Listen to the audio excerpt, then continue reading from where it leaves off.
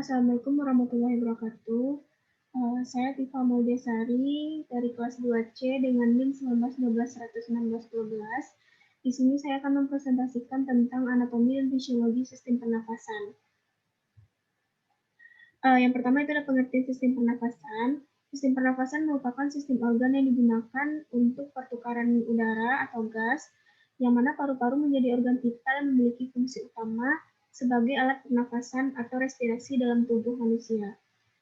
Paru-paru ini secara spesifik memiliki peran untuk terjadi pertukaran oksigen dengan karbon dioksida. Kemudian ada fungsi sistem pernafasan. Fungsi utama dari sistem pernafasan mengambil oksigen dari atmosfer ke dalam sel-sel tubuh dan untuk mentransfer karbon dioksida yang dihasilkan sel-sel tubuh kembali ke atmosfer. Kemudian fungsi non-respiratoriknya yaitu menyediakan jalan untuk mengeluarkan air dan panas, kemudian meningkatkan aliran balik vena, memelihara keseimbangan asam basa normal, memungkinkan kita berbicara, menyanyi, dan vokalisasi lain, kemudian mengeluarkan, memodifikasi, mengaktifkan, atau menginaktifkan berbagai bahan yang melewati sirkulasi paru-paru. Selanjutnya ada anatomi dari sistem pernafasan. Terlihat di gambar, yang pertama itu ada rongga hidung. Rongga hidung ini dibatasi oleh tulang-tulang rawan sehingga mampu melakukan gerak elastis dan mekanisme ini berhubungan dengan perlindungan alami tubuh. Serta mekanisme ini memudahkan jalannya udara masuk. Kemudian di rongga hidung ini udara pernafasan masuk melalui lubang hidung menuju rongga hidung yang dilengkapi oleh sendia dan selaput lendir yang berguna untuk menyaring debu, melekatkan kotoran pada rambut hidung, kemudian mengatur suhu udara pernafasan maupun menyelidiki adanya bau udara atau tidak. Kemudian rongga hidung ini berhubungan dengan tulang dahi, kelenjar air mata, telinga bagian tengah, dan juga rongga mulut. Sehingga kita juga bisa bernafas melalui mulut. Yang kedua ada faring. Faring merupakan tempat persimpangan antara jalan pernafasan dan jalan makan. Pada faring ini terdapat di bawah dasar tengkorak, di belakang rongga hidung dan mulut, sebelah depan ruas tulang leher. Hubungan faring dengan organ-organ lain ke atas berhubungan dengan rongga hidung, dengan perantaraannya lubang yang bernama koana. Kedepannya berhubungan dengan rongga mulut, yaitu tempat hubungan ini bernama isthmus faucium, dan ke bawahnya terdapat dua lubang, kedepannya lubang laring, dan ke belakangnya lubang esofagus. Di faring di sebelah belakang terdapat epiglotis atau empang tenggorok, yang mana epiglotis ini berfungsi untuk menutup laring pada waktu kita menelan makanan. Yang ketiga ada laring atau pangkal tenggorokan, bagian dari saluran pernafasan bagian atas yang merupakan satu rangkaian tulang rawan berbentuk corong. Laring ini umumnya selalu terbuka, hanya kadang tertutup bila kita sedang menelan makanan. Fungsi utama dari laring adalah untuk pembentukan suara sebagai jalan respirasi dan proteksi jalan nafas bawah dari benda asing dan untuk memfasilitasi proses terjadinya batuk. Yang ketiga ada trakea atau batang tenggorokan. Trakea adalah perpanjangan laring yang bercabang menjadi dua bronkus. Ujung cabang trakea disebut dengan carina. Trakea bersifat sangat fleksibel, berotot dan memiliki panjang 12 cm dengan cincin kartilago berbentuk huruf C. Yang keempat ada bronkus atau cabang tenggorokan. Bronkus merupakan saluran nafas yang terbentuk dari belahan dua trakea. Cabang utama bronkus kanan dan kiri bercabang menjadi bronkus lobaris, kemudian menjadi lobus segmentalis. Bronkus lobaris bercabang terus menjadi bronkus lebih kecil lagi yang disebut dengan bronchiolus. Setiap bronchiolus memasuki lobulus paru dan bercabang-cabang menjadi 5 sampai 7 bronchiolus terminalis. Yang kelima ada dada dan diafragma. Tulang dada atau sternum berfungsi untuk melindungi paru-paru, jantung, dan pembuluh darah besar. Bagian luar dada terdiri dari 12 pasang tulang iga atau koste. Yang keenam ada pleura. Pleura merupakan membran serosa yang menyelimuti paru-paru. Pleura adalah pleura ada dua macam, yaitu pleura parietal yang bersinggungan dengan rongga dada atau lapisan luar paru-paru. Sedangkan pleura visceral menutupi setiap paru-paru. Di antara kedua pleura, terdapat cairan pleura seperti selaput tipis yang memungkinkan kedua permukaan bergesekan satu sama lain selama respirasi dan mencegah pelekatan dada dengan paru. Yang ketujuh ada paru-paru. Paru-paru merupakan organ yang elastis berbentuk kerucut. Paru-paru ini terletak di dalam rongga dada atau toraks. Kedua paru dipisahkan oleh mediastinum sentral yang berisi jantung dan beberapa pembuluh darah besar. Setiap paru mempunyai apex dan basis. Paru kanan lebih besar dan terbagi menjadi 3 lobus dan fisura interlobaris. Paru kiri lebih kecil dan terbagi menjadi 2 lobus. Lobus-lobus tersebut terbagi menjadi beberapa segmen sesuai dengan segmen bronkusnya. Yang kedelapan ada alveoli.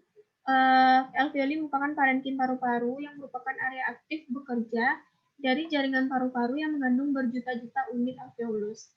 Alveoli merupakan kantong udara yang berukuran sangat kecil dan merupakan akhir dari bronchiolus respiratorius. Fungsi utama dari unit alveolus adalah pertukaran oksigen dan karbon dioksida di antara kapiler pulmoner dan alveoli. Kemudian ada fisiologi dari sistem pernafasan. Yang pertama itu mekanisme pernafasan. Respirasi luar adalah yang pertama ada respirasi luar.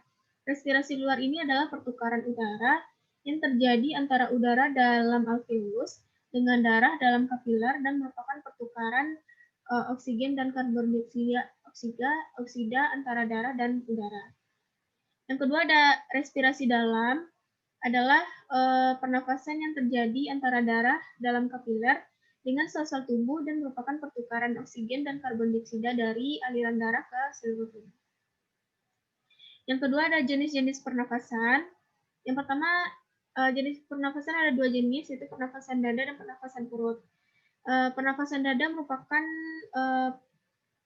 pernafasan yang melibatkan otot antar tulang rusuk, yang mana fase inspirasinya itu kontraksinya otot antar tulang rusuk sehingga roda dada membesar. Akibatnya tekanan dalam rongga dada itu menjadi lebih kecil daripada tekanan di luar, sehingga udara luar yang kaya oksigen masuk ke dalam tubuh. Pada ekspirasi pada pernafasan rongga dada, fasenya itu relaksasinya atau kembalinya otot antar tulang rusuk ke posisi semula yang diikuti oleh turunnya tulang rusuk sehingga rongga dada menjadi lebih kecil. Sebagai akibatnya, tekanan di dalam rongga dada menjadi lebih besar daripada tekanan di luar, sehingga udara dalam rongga dada yang kaya karbon dioksida keluar dari tubuh. Jenis pernafasan yang kedua ada pernafasan perut.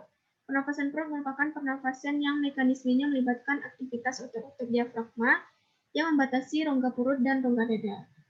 Pada fase inspirasi pernafasan perut, yaitu otot diafragmanya berkontraksi sehingga diafragma mendatar. Akibatnya rongga dada membesar dan tekanan menjadi lebih kecil sehingga udara masuk ke dalam tubuh. Pada fase ekspirasinya, fasenya berelaksasinya otot diafragma atau kembalinya ke posisi semula, yaitu mengembang diafragmanya, sehingga rongga dada mengecil dan tekanan menjadi lebih besar akibat udara keluar dari paru-paru. Yang ketiga ada volume udara pernafasan. Dalam keadaan normal, volume udara paru-paru manusia mencapai 4.500 cc. Udara ini dikenal sebagai kapasitas total udara pernafasan manusia. Besarnya volume udara pernafasan tersebut dapat dipengaruhi oleh beberapa faktor, antara lain yaitu ukuran alat pernafasan, kemampuan dan kebiasaan bernafas, serta kondisi kesehatan. Macam-macam volume udara pernafasan. Yang pertama ada volume tidal. Volume tidal ini merupakan jumlah udara yang masuk ke dalam paru setiap kali inspirasi atau ekspirasi pada setiap pernafasan normal. Nilai rata-rata pada kondisi istirahat pada tidal ini itu 500 ml. Yang kedua ada volume cadangan inspirasi yang merupakan jumlah udara yang masih dapat masuk ke dalam paru pada inspirasi maksimal setelah inspirasi biasa dan di atas volume tidal. Digunakan pada saat aktivitas fisik ini biasanya nilai rata-ratanya itu 3000 mili. Yang ketiga ada volume cadangan ekspirasi yang merupakan jumlah udara yang dapat dikeluarkan secara aktif dari dalam paru melalui kontraksi otot ekspirasi secara maksimal. Setelah ekspirasi biasa, nilai rata-rata dari volume cadangan ekspirasi ini 1000 mili. Yang terakhir, yang keempat, yaitu volume residual. Volume ini merupakan udara yang masih tertinggal di dalam paru setelah kita ekspirasi maksimal. Nilai rata-rata dari volume residual yaitu 1200 mili. Yang keempat ada kapasitas paru-paru. Yang kapasitas paru-paru terbagi 4. Yang pertama itu kapasitas vital. Kapasitas vital yaitu jumlah udara terbesar yang dapat dikeluarkan dari paru-paru dalam satu kali bernafas setelah inspirasi maksimal. Kapasitas vital merupakan hasil penjumlahan volume tidal dengan volume cadangan inspirasi dan volume cadangan ekspirasi. Nilai rata-rata pada kapasitas vital ini merupakan 4500 mili. Kapasitas paru yang kedua itu kapasitas inspirasi, yaitu volume udara maksimal yang dapat dihirup pada akhir ekspirasi biasa. Kapasitas inspirasi merupakan penjumlahan volume tidal dengan volume cadangan inspirasi. Nilai rata-rata pada kapasitas inspirasi yaitu 3500 mili. Kapasitas paru yang ketiga ada kapasitas residual fungsional. Kapasitas ini adalah yaitu jumlah udara di paru pada akhir ekspirasi pasif normal. Kapasitas residual fungsional merupakan penjumlahan dari volume cadangan ekspirasi dengan volume residual. Nilai rata-ratanya itu 2200 mili. Yang terakhir, yang keempat, kapasitas paru yang keempat itu kapasitas total paru, yaitu jumlah udara dalam paru sesudah inspirasi maksimal. Kapasitas total paru merupakan penjumlahan dari keseluruhan 4 volume paru atau penjumlahan dari kapasitas vital dengan volume residual. Nilai rata-ratanya itu 5700 mili. Yang kelima, yang terakhir itu pertukaran oksigen dan karbon dioksida dalam pernafasan. Jumlah oksigen yang diambil melalui udara pernafasan tergantung pada kebutuhan dan hal tersebut biasanya dipengaruhi oleh jenis pekerjaan, ukuran tubuh, serta jumlah maupun jenis bahan makanan yang dimakan. Dalam keadaan biasa, manusia membutuhkan sekitar 300 cc oksigen sehari atau 24 jam atau sekitar 0,5 cc tiap menitnya. Kebutuhan tersebut berbanding lurus dengan volume udara inspirasi dan ekspirasi biasa, kecuali dalam keadaan tertentu saat konsentrasi oksigen udara berkurang. Oksigen yang dibutuhkan berdifusi masuk ke darah dalam kapiler darah yang menyelubungi alveolus. Selanjutnya, sebagian besar oksigen diikat oleh zat warna darah dan pigmen darah atau hemoglobin untuk diangkut ke sel-sel jaringan. Terima kasih, itulah presentasi dari saya. Maaf ada kesalahan atau kekurangan. Saya akhiri. Assalamualaikum warahmatullahi wabarakatuh.